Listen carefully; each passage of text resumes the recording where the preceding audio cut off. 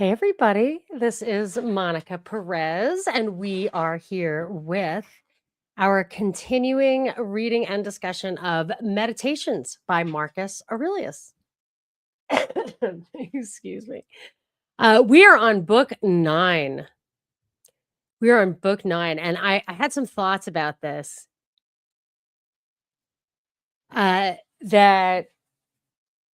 So he's a Stoic and he was an emperor, and he is like, don't worry about death, don't worry about death, don't worry about death. That's no big deal. It's just death. It's not that big deal. And I was thinking, oh, he must be afraid of dying.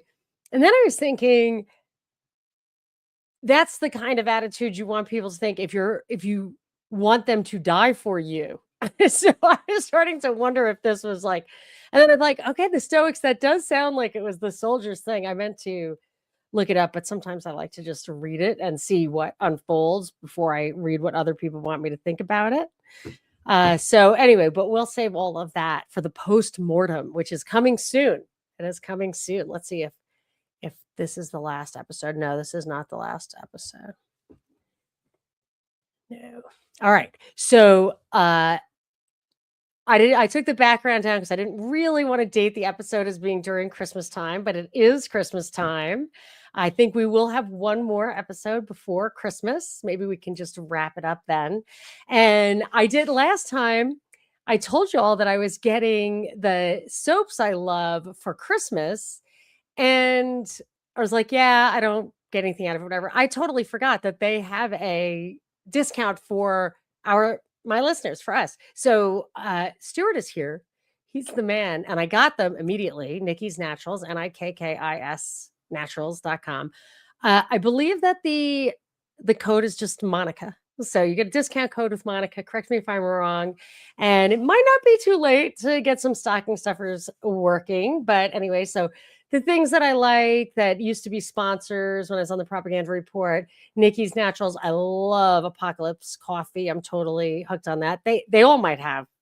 They might all have discount codes of Monica. True Hemp Science, of course. I love the gummies.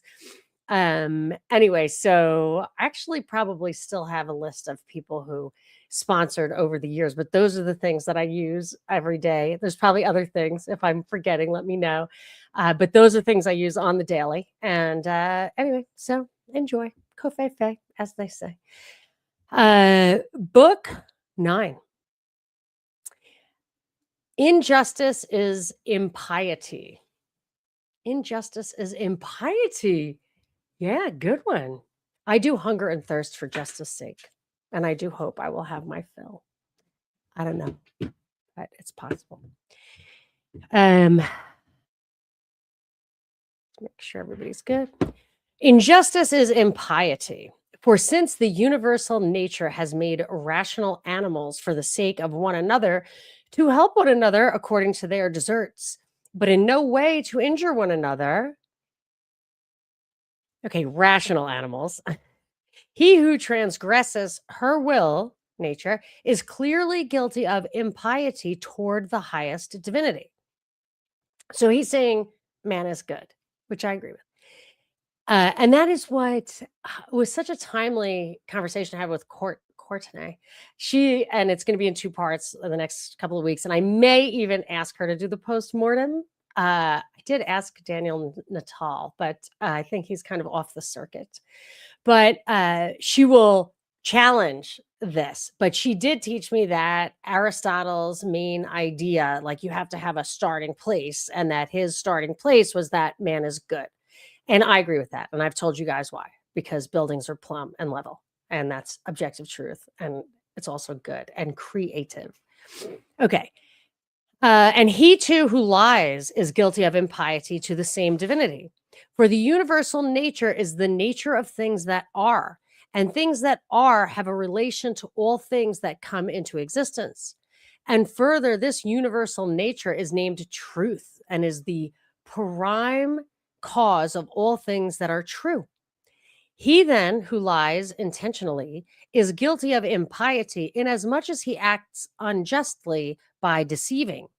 And he also who lies unintentionally inasmuch as he is at variance with the universal nature, and inasmuch as he disturbs the order by fighting against the nature of the world.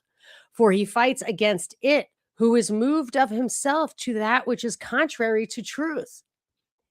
And whereas he had previously been endowed by nature with the means of distinguishing false from true by neglecting to use them, he has lost the power. And indeed, he who pursues pleasure as good and avoids pain as evil is guilty of impiety. For necessity, such a man must often find fault with the universal nature, alleging that it assigns things to the bad and the good contrary to their deserts, because frequently the bad are in the enjoyment of pleasure and possess the things that procure pleasure, but the good have pain for their share and the things that cause pain. And further, he who is afraid of pain will sometimes also be afraid of some of the things that will happen in the world. And even this is impiety. And he who pursues pleasure will not abstain from injustice. And this is plainly impiety. Yeah, he who pursues pleasure will not abstain from injustice. Yeah, because sometimes you have to sacrifice for what's right. As my brother says, when I was a kid, if you stepped over the line and you were out of bounds, you said I was over the line. You watch professional sports and no, I don't want to know. Let the refs decide. uh, because those who pursue pleasure will not abstain from injustice or self interest, I would say. But those who are of one mind with nature and would walk in her ways must hold a neutral attitude toward those things toward which the universal nature is neutral. For she would not be the maker of both were she not neutral toward both. With respect to pain, then, and pleasure, or death and life, or honor and dishonor, which the universal nature treats with neutrality, whoever is not equally neutral is manifestly acting impiously. And by the universal nature, treating these with neutrality, I mean that all things happen neutrally in a chain of sequence to things that come into being and to their after products by some primeval impulse of providence, in accordance with which she was impelled by some primal impulse to this making of an ordered universe when she had conceived certain principles for all that was to be and allocated the powers generative of beings and changes and successions such as we see. That's really funny because I was thinking while I was reading that, like, I don't understand this. So I hope y'all understand it just by reading it.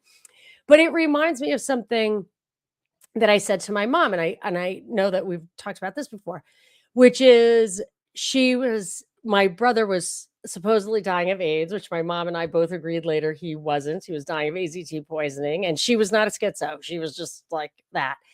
But and she, like, hated mosquitoes. She's like, "Why did God have to create AIDS?" And I'm thinking, "Probably didn't. Even if it's, real, it's probably created by man." But at the time, I totally thought, like, this was something that emerged from nature, and my argument with her was to her, which didn't comfort her at all, was that in order for us to have free will, there has to be that chaos. There has to be the potential for chaos. There has to be, like, chaos theory proves free will, because if you have atoms in a box, if I understand it correctly, you really can't predict which way they're moving. And if you look at them, they could change the direction. So if you know the position of all the atoms and all the laws of math and physics, you still cannot predict the future. And you could say that's a necessary condition for the existence of free will, that it can't be predetermined, it can't be fatalistic, it can't be simply consequential. And he may be fatalistic, Marcus Aurelius, in this by saying, well, it started in motion, whatever. But I would use his argument and say the same thing, which is it's not fatalistic, but it's the nature of the universe, the consequences, the directions, the one thing following on another is not necessarily good or bad. It's just the way things have to be. He would say, because that's just how they were set in motion. But I would say, in order for the systems to be autonomous, you have to allow them You have to allow causation to kind of run amok, and that's that. Okay.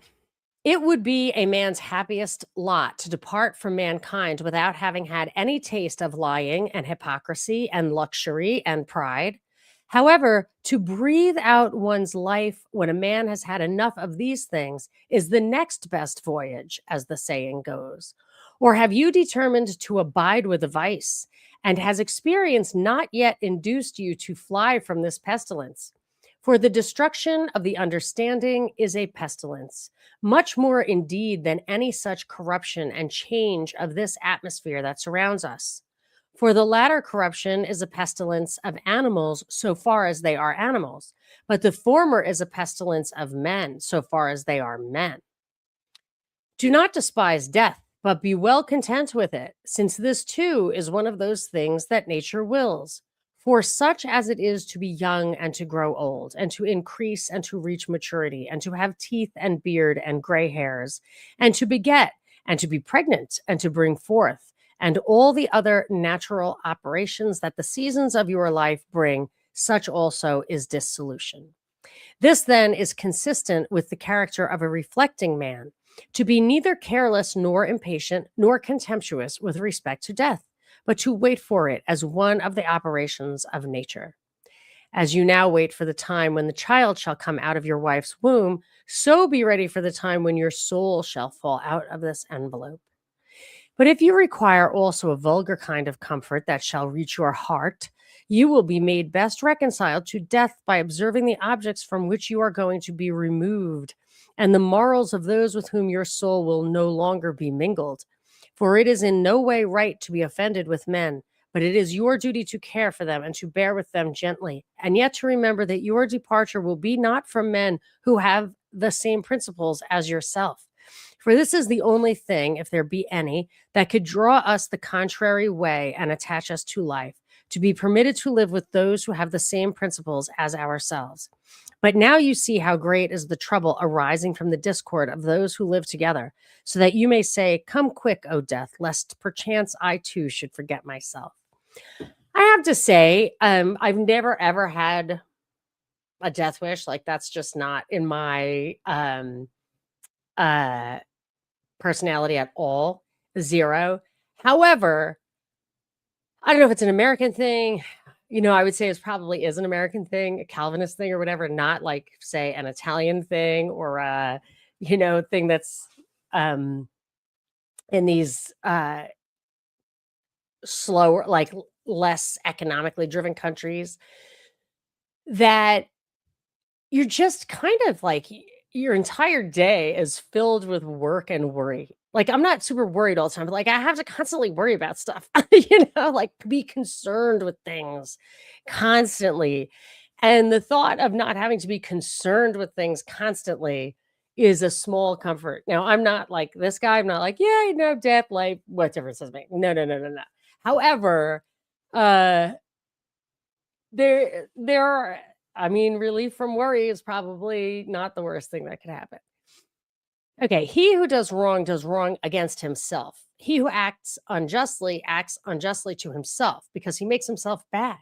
He often acts unjustly who does not do a certain thing, not only he who does a certain thing. Your present opinion founded on understanding, and your present conduct directed to social good, and your present disposition of contentment with everything that happens, that is enough.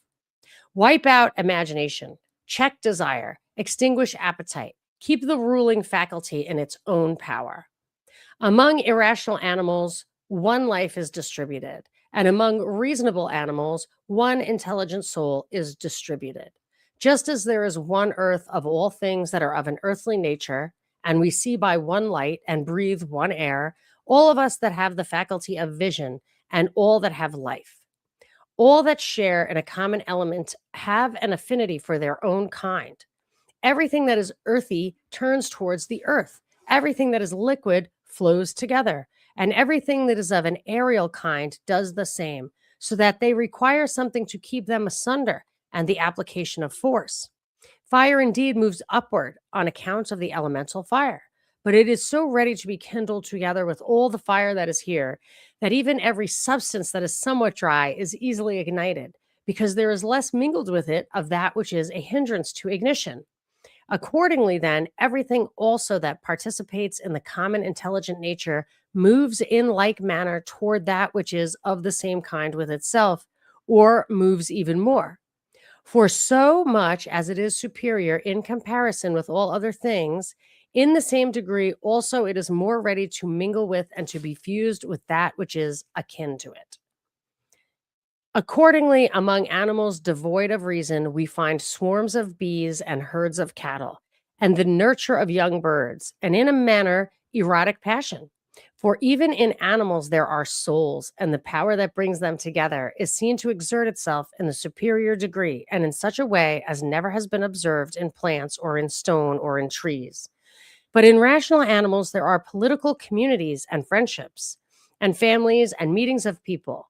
And in wars, there are treaties and armistices. But in the things that are still superior, even though they are separated from one another, unity in a manner exists, as in the stars. Thus, the ascent to the higher degree is able to produce a sympathy even in things that are separated. See then what now takes place. For only intelligent animals have now forgotten this mutual desire and inclination, and in them alone the property of flowing together is not seen. But still, though men strive to avoid this union, they are caught and held by it, for their nature is too strong for them. And you will see what I say if you only observe. It is easier, at any rate, to find an earthy thing in touch with nothing earthy than a man wholly severed from mankind. Man and God and the universe all produce fruit, each at the proper season. It does not matter that, in common parlance, these terms are associated with the vine and like things. Reason produces fruit both for all and for itself, and there are produced from it other things of the same kind as reason itself. If you are able, correct by teaching those who do wrong. But if you cannot, remember that indulgence is given to you for this purpose, and the gods too are indulgent to such persons. And for some purposes, they even help them to get health, wealth, reputation. So kind are they. And it is in your power also, or say, who hinders you? Labor not as one who is wretched, nor yet as one who would be pitied or admired, but direct your will to one thing only, to act or not to act as social reason requires. Today I have got out of all trouble, or rather, I have cast out all trouble, for it was not outside, but within and in my opinions. Yes, that story of the guy on the plane where the Indian fellow said to me, the source of his agitation is within him. The guy was yelling at me on a plane. Uh, and yeah, the source of his agitation was within him. And also me. It was the source of his agitation. Anyway, all things are the same, familiar in experience and ephemeral in time and worthless in matter. Everything now is just as it was in the time of those whom we have buried. That's interesting. Like, are we still the same? I think we are. That's why they try to give us these theories, the Big Bang Theory and Darwinism and all of that. And I just look back all the way to Socrates or whatever. They've never come up with a theory that really makes sense. They've never all they can say is anything but God. And I'm just saying, it seems like the source of creation is outside this system. That's all. But I'm just saying, it's not like we've gotten smarter or dumber or anything. We're just the human beings, I think, have been pretty much human beings since the beginning, at least since the agricultural revolution, which is what I think Adam and Eve were. The Garden of Eden was that, like, oh, now you have to work. Now you have to work by the sweat of your brow because you're bad. Anyway, things stand outside of us, themselves by themselves, neither knowing anything of themselves nor expressing any judgment. What is it then that passes judgment on them? The ruling faculty. Not in passivity, but in activity lie the evil and the good of the rational social animal, just as his virtue and his vice lie not in passivity, but in activity. For the stone that has been thrown up, it is no evil to come down, nor indeed any good to have been carried up. Penetrate inward into men's leading principles, and you will see what judges you are afraid of and what kind of judges they are of themselves.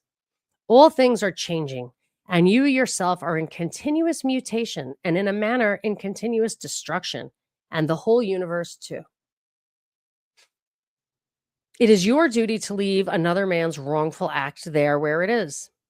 Termination of activity, cessation from movement and opinion, and in a sense, their death, is no evil. Turn your thoughts now to the consideration of your life as a child, as a youth, your manhood, your old age. For in these also every change was a death. Is this anything to fear? I actually noticed that when I was growing up as a kid. I just like going through stages of life. I noticed pretty young that something would happen. There would be an aha moment or a turning point or an experience, and it would really change you. And then you would mostly change back, but not totally change back. So you just be like, oh my gosh, I just like never even thought of whatever that, like, one thing was like that there are other religions. Like, I was like, wow, I cannot believe that people just really um 100% believe something completely opposite, and like there are more of them than there are of us. I was just like, wow. And then it's just in your brain that, okay, now I understand, like there's context and different people and stuff. And but I didn't walk around like with my jaw hanging open all the time, but I did learn and grow. And yeah, there's a little death of the person before. And then in another way, if you there are turning points like having kids or getting married or working on a marriage, or even like when I was on the radio, I had really to change. Like the radio thing's an easy example, is that I would just say stuff. Like I said what I thought about. I didn't really have much to say about Caitlyn Jenner, whatever. I was like, I think he's faking, but I don't care what he does. And I just, you know, and when people started yelling at me, I didn't have an answer. So I had to learn to be able to back up what I said, which is just not something you like really have to do. Like you don't always have tens of thousands of people ready to yell at you at any given moment, thank God. So, but it's just not a normal thing that you learn. But same thing with like being a parent, like you're a kid and then you're just like an autonomous person. And then all of a sudden, like you're uh, like have a godlike position over this kid, like physically responsible, but also the way you talk to them and how you teach them and all of that. And similarly with marriage, one thing I've learned with marriage, sometimes being right is not winning. Let's just say. And I think everybody probably, I mean, my husband would say that I think he would just agree with me there, but I'm just saying, like, that's not what I was taught to argue growing up, and I just didn't, like, not argue, like, to be obnoxious, but just, like, to make your point, and even in the radio, they were like, "You better make your point," but that's not always in the in the 11th hour, that's not always the best personality trait for a happy marriage, so you just learn to change, and with each of those changes is a little death, I think. Um, so for in these also every change was a death. Is this anything to fear?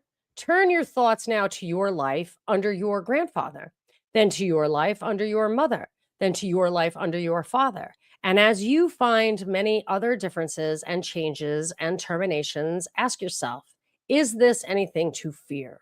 In like manner, then, neither are the termination and cessation and change of your whole life a thing to be afraid of. Hasten to examine your own ruling faculty and that of the universe and that of your neighbor.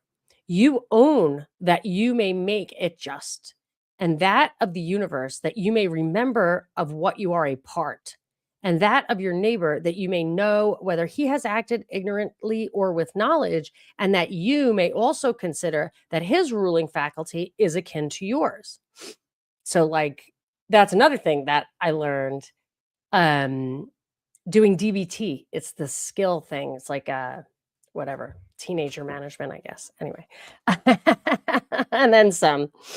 So you really you like, it's like that right and wrong thing. You really have to understand somebody else has a point of view that is equally valid as yours because it's their point of view. So you're like, "You're wrong. What you did was wrong." If I asked 100 people, they would all say that you were wrong, right? That may be true, but that other guy has a point of view. So, like, your neighbor has a ruling faculty akin to yours. I remember thinking that with, like, liberals. I was like, "What? How can they think that that's gonna work? It just doesn't make sense." And then I just started thinking, like, they have a different point of view. And, and not only that, but they think the same way about conservatives. They actually think conservatives are evil. Um, and I think it's a position like if you take the position of don't touch me or my stuff, you just want no one to kill or steal. Like, how is that evil? Okay. As you yourself are a component part of a social system, so let every act of yours be a component part of social life. Whatever act of yours then has no reference, either immediately or remotely, to a social end, this tears asunder your life and does not allow it to be one.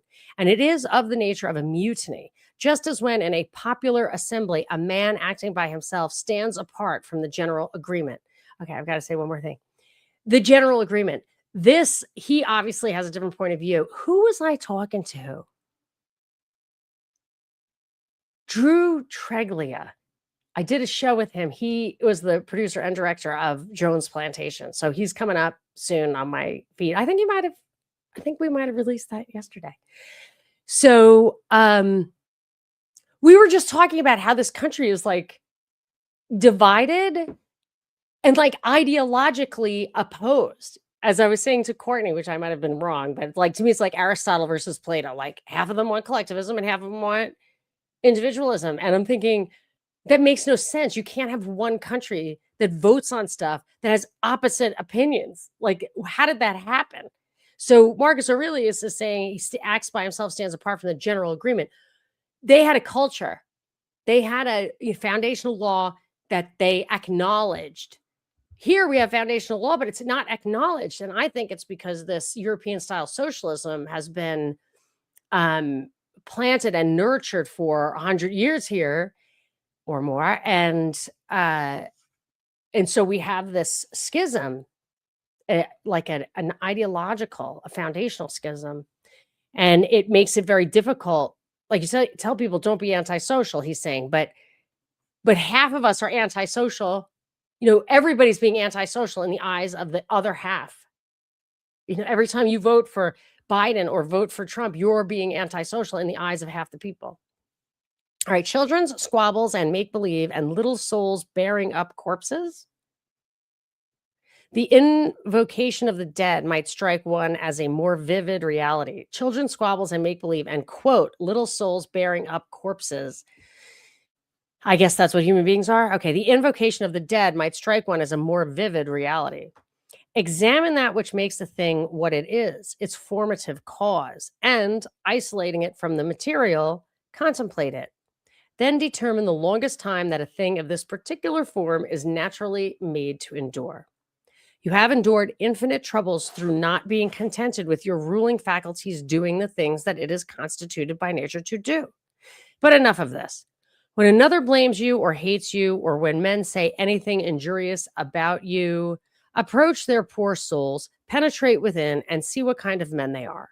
You will discover that there is no reason to be concerned that these men have this or that opinion about you. You must, however, be well disposed toward them, for by nature they are friends, and the gods, too, aid them in all ways by dreams, by signs, toward the attainment of those things on which they set a value. The periodic movements of the universe are the same, up and down from age to age, and either the universal intelligence puts itself in motion for every separate effect, and if this is so, be content with that which results from its activity, or it puts itself in motion once, and everything else comes by way of sequence in a manner, or indivisible elements are the origin of all things. In a word, if there is a God, all is well, and if chance rules, do not also be governed by it. Soon the earth will cover us all. Then the earth too will change, and the things also that result from change will continue to change forever, and these again forever. For if a man reflects on the changes and transformations that follow one another like wave after wave, and their rapidity, he will despise everything that is perishable. The universal cause is like a winter torrent. It carries everything along with it. But how worthless are all these poor people who are engaged in matters political and, as they suppose, are playing the philosopher, all drivellers. Well then, man, do what nature now requires. Set yourself in motion if it is in your power, and do not look about you to see if anyone will observe it, nor yet expect Plato's Republic. But be content if the smallest thing goes on well, and consider such an event to be no small matter. For who can change men's opinions? And without a change of opinions, what else is there then? The slavery of men who groan while they pretend to obey. Come now and tell me of Alexander and Philip and Demetrius of Phalerum. They themselves shall judge whether they discovered what the common nature required and trained themselves accordingly. But if they acted like tragic heroes, no one has condemned me to imitate them. The work of philosophy is simple and modest. Do not draw me aside into pomposity. Excuse me. Look down from above on the countless herds of men and their countless solemnities, and the infinitely varied voyagings in storms and calms, and the varieties of those who are born, who live together and die.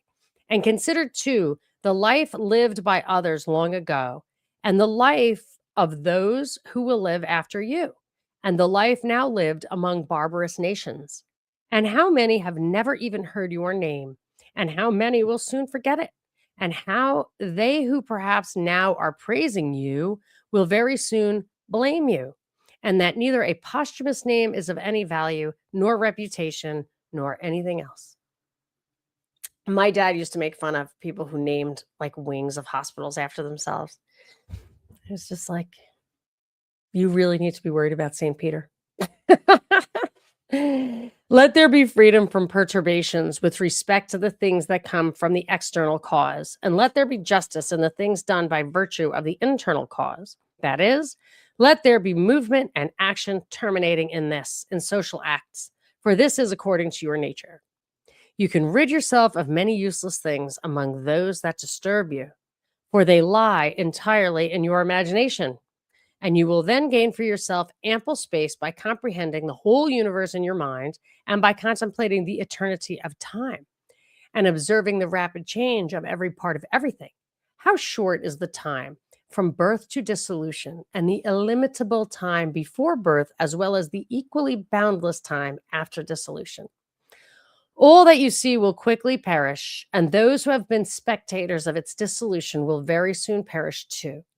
And he who dies at the extremest old age will be brought into the same condition with him who died prematurely. What are these men's leading principles, and about what kind of things are they busy, and for what kind of reasons do they love and honor? Imagine that you see their poor souls laid bare. When they think that they do harm by their blame or good by their praise, what an idea.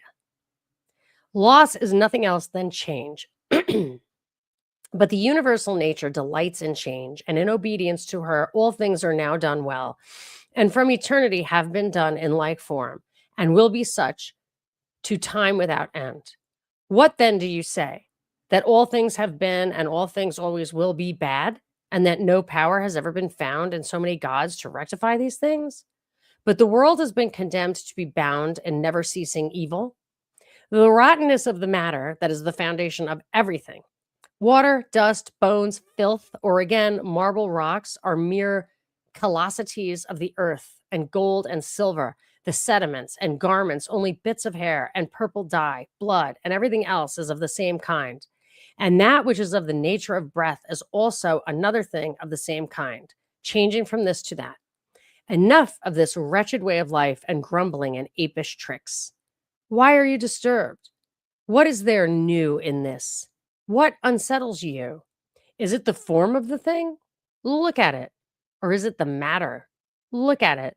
But besides these, there is nothing. Toward the gods, then, now become at last simpler and better. It is the same whether we examine these things for 100 years or 3. If any man has done wrong, the harm is his own, but perhaps he has not done wrong. Either all things proceed from one intelligent source and come together as in one body, and the part ought not to find fault with what is done for the benefit of the whole, or there are only atoms and nothing else than mixture and dispersion. Why then are you disturbed? Say to the ruling faculty, are you dead? Corrupted? Are you playing the hypocrite? Have you become a beast? Do you herd and feed with the rest? Either the gods have no power or they have power. If then they have no power, why do you pray to them? But if they have power, why do you not pray for them to give you the faculty of not fearing any of the things that you fear, or of not desiring any of the things that you desire, or not being pained at anything, rather than pray that they should grant this or refuse that? This reminds me a lot of Krishnamurti. He was thought by Blavatsky, I think, to be the Theosophist Messiah, and he broke with them, and he went to Ojai, California, and he wrote interesting stuff. I've told you about it, but when I was looking into it, I thought, well, let's see if this guy's good guy or bad guy. I want to look at his behavior.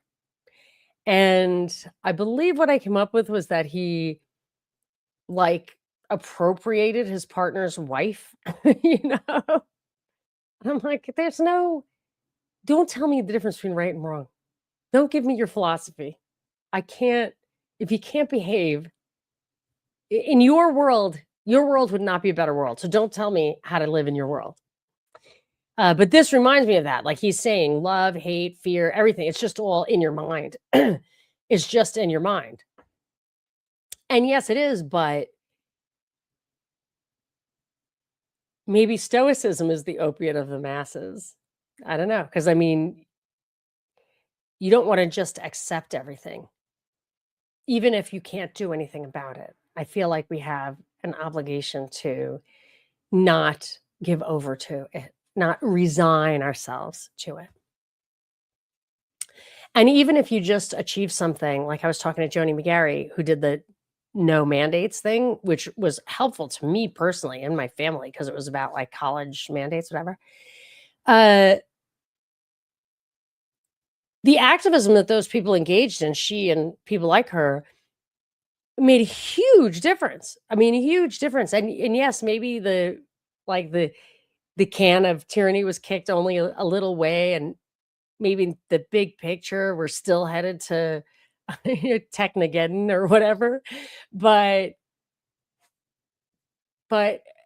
it's not in our heads. Like she fixed that, and it helped. It was good.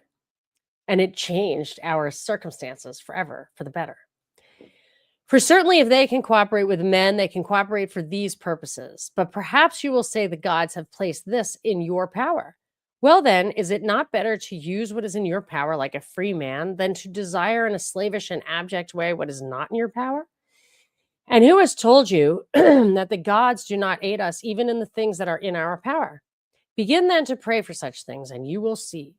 One man prays thus: how might I sleep with that woman? Do you pray, how shall I not desire to sleep with her? Another prays thus: how shall I be released from this? Another prays, how shall I not desire to be released? Yeah, God's will be done. God's will be done. I mean, I kind of end every prayer with that because he loves you and he wants, and I'm not even sure there's a God who's a person or we're going to see him someday. I really don't know. But as far as my finite little mind can conceive of goodness outside this universe, I feel like I'm going to cooperate with it in a human way and hope that that's not somehow at horrible odds with the real nature of the universe, that good is bad and bad is good. I have to assume that, God is good and goodness. And yeah, God's will be done. It's a great way to end your prayers. Another thus: how shall I not be afraid to lose him? In fine, turn your prayers this way and see what comes. Epicurus says, in my sickness, my conversation was not about my bodily sufferings, nor did I talk about such subjects to those who visited me, but I continued to discourse on the nature of things as before, keeping to this main point: how the mind, while participating in such movements as go on in the poor flesh, shall be free from perturbations and maintain its proper good. Nor did I, he says, give the physicians an opportunity of putting on solemn looks as if they were doing something great, but my life went on well and happily. Do then the same that he did, both in sickness, if you are sick, and in any other circumstances. Never desert philosophy in any events that may befall you, nor hold trifling talk either with an ignorant man or with one unacquainted with nature. This is a principle of all schools of philosophy. Remain intent only on that which you are now doing and on the instrument by which you do it. When you are offended with any man's shameless conduct, immediately ask yourself, is it possible then that shameless men should not be in the world? It is not possible. Do not then require what is impossible. For this man also is one of those shameless men who must of necessity be in the world. Let the same considerations be present to your mind in the case of the knave and the faithless man, and of every man who does wrong in any way. For at the same time that you remind yourself that it is impossible that such men should not exist, you will become more kindly disposed toward everyone individually.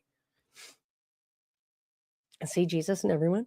It is also useful to perceive, as soon as the occasion arises, what virtue nature has given to man to oppose to every wrongful act. For as an antidote against the stupid man, she has given mildness, and against another kind of man, some other power.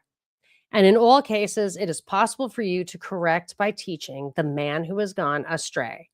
For every man who, that is unbelievably a spiritual work of mercy, to like instruct the ignorant and correct people who are wrong. I'm like, dude, really? That's really what you want me to do? I mean, I just want nothing to do with that. This guy's saying the same thing. Very annoying. For every man who errs misses his object and has gone astray. Besides, wherein have you been injured? For you will find that no one among those against whom you are irritated has done anything by which your mind could be made worse. But that which is evil to you and harmful has its foundation only in the mind. Where is the harm or the strangeness in the boor acting like a boor? See whether you are not yourself the more to blame in not expecting that he would err in such a way. He's saying boor, B-O-O-R. A boor is an ill-mannered person. I believe that's the definition of it. For you had means given you by your reason to suppose that it was likely that he would commit this error, and yet you have forgotten and are amazed that he has erred. Yeah, that's true. How many times is like some jerk you've had a freaking million experiences with, and you like come home and you're just like, I can't believe this jerk.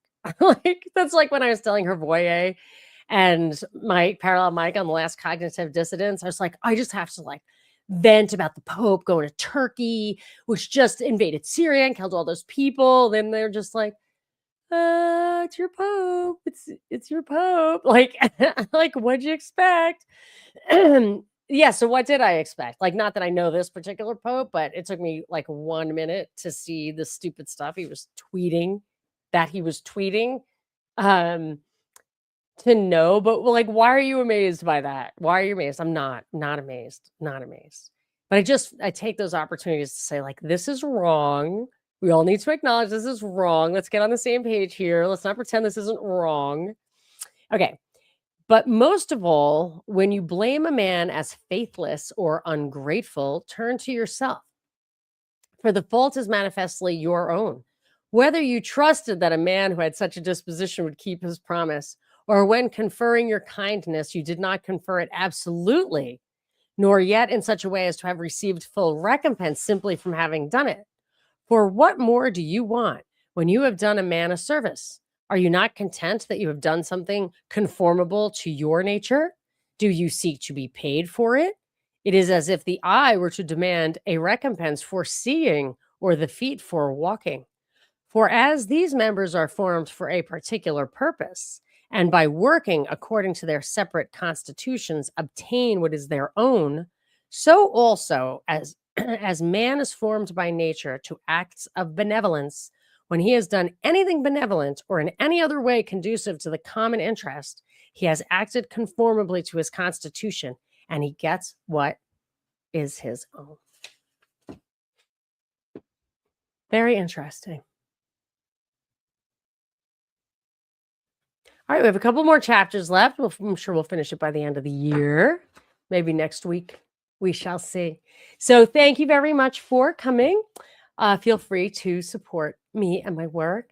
Substack's a great place to do it. Monica Perez Show, Apple, iTunes. Subscribe for the commercial-free feed.